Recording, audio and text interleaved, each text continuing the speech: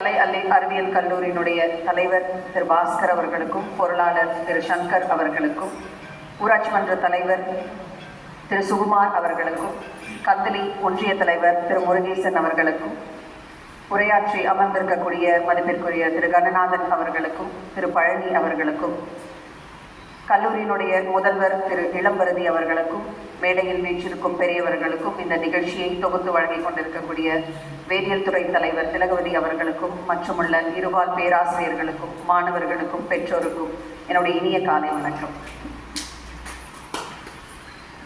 அன்னச்சத்திரம் 1000 வைத்தல், ஆலயம் 10,000 நாட்டல், அன்னவாயினும் புண்ணியம் கோடி, ஆங்கோர் ஏழைக்கு எழுத்தறிவித்தல் என்று பாரதியாரனுடைய பாடல் ஒன்று உண்டு.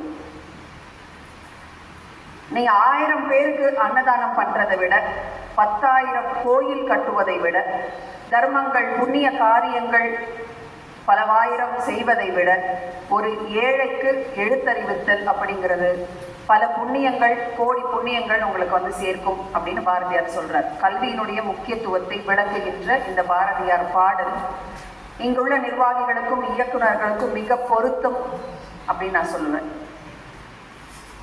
நான் வந்த உடனே இந்த கல்லூரி தொடங்கிய வரலாறு, எத்தனை பேர் நீங்க இயக்குநர்கள் எல்லாம் கேட்டுட்டு இருந்தேன் சார் கிட்ட, பாஸ்கர் சார் கிட்ட. நாங்கள் எல்லோருமே பள்ளி ஆசிரியர்கள், பெரும்பான்மையார் பள்ளி ஆசிரியர்கள்னு சொன்னாங்க, கவர்மெண்ட் ஸ்டாஃப்ஸ்ன்னு சொன்னாங்க, கொஞ்சம் பிஸ்னஸ் பீப்புள் இருக்கிறதா சொன்னாங்க. இவங்க என்ன பண்ணியிருக்கலாம் அப்படின்னா, இவர்களுக்கு இருக்கக்கூடிய அரசு ஊதியத்தை வைத்துக்கொண்டு ரியல் எஸ்டேட் பண்ணியிருக்கலாம், ஃபைனான்ஸ் கம்பெனி வச்சிருக்கலாம், பணத்தை பெருக்குவதற்கான நிறைய முதலீடுகள் செய்திருக்கலாம், வர்த்தக தொழில்களில் அவர்கள் முதலீடு செய்திருக்க முடியும். இப்படி ஒரு காலேஜ் கட்டிட்டு அட்மிஷனுக்காக அலைஞ்சு திரிஞ்சு இவ்வளோ இன்வெஸ்ட் பண்ணிட்டு இதுக்காக அலைய வேண்டிய அவசியம் இல்லை. ஆனாலும் கல்வித்துறையில் இருப்பவர்களுக்குத்தான் இந்த கல்வியினுடைய முக்கியத்துவம் தெரியும். பாரதியார் சொன்ன புண்ணியம் கோடி பெறுவதற்காக மட்டுமல்ல, ஏழைக்கு எழுத்தறிவித்தலுக்காகவும் தான் இந்த கல்லூரியை இவர்கள் தொடங்கி இருக்கிறார்கள். இங்க இருக்கக்கூடிய ஒடுக்கப்பட்ட, பிற்படுத்தப்பட்ட கிராமப்புற மாணவர்களுக்கான கல்வி அப்படிங்கிறது எவ்வளவு முக்கியம் என்பதை உணர்ந்ததால் தான் இந்த கல்லூரியை இங்க தொடங்கியிருக்காங்க.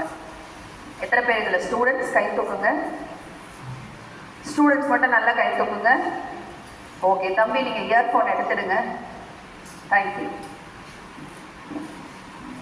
இந்த தலைமுறையில என்ன சொல்றாங்க அப்படின்னா, விஷுவல் ஜென்ரேஷன் அப்படின்னு சொல்றாங்க.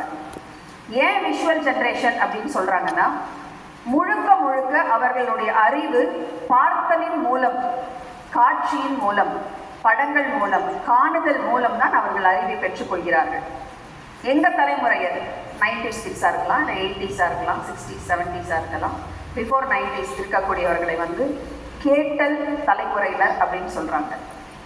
உண்மையிலேயே கேட்டல் தலைமுறையினருக்கு அவர்களுடைய சிந்திக்கும் கற்பனை திறன் அதிகம். நம்ம என்ன பண்ணிடுறோம், ப்ளூடூத்தை வச்சு கேட்டல் திறனை அடைச்சிடுறோம். பாட்டோ வீடியோவோ ஃபோனோ ஏதோ ஒன்று நம்மளுடைய காதுகளை பயன்படுத்துவதற்கு தடையாக இருந்தது. அதனால தான் தம்பி எடுக்க சொன்ன, கோச்சிக்க வேண்டாம். காட்சியின் மூலம் காணக்கூடிய அறிவு மல்டிபிளா இருக்கு, ஹைட்ரேட்டடா இருக்கு, அவங்க பிரெயின் க்ரோத் ரொம்ப பெருசா இருக்குன்னு சொல்றாங்க. ஆனால் சொந்தமாக சிந்திக்கக்கூடிய சுய அறிவு அவர்களுக்கு குறைந்து விட்டதாக நான் சொல்லல, சயின்டிஸ்ட் சொல்றாங்க, ஆராய்ச்சியாளர்கள் சொல்லுகிறார்கள். அதனால இன்னைக்கு நம்மளுடைய கேட்டல் திறனை அதிகப்படுத்துவதற்காக கொஞ்ச நேரம் நான் பேசுறதை கேட்கலாம். சரியா?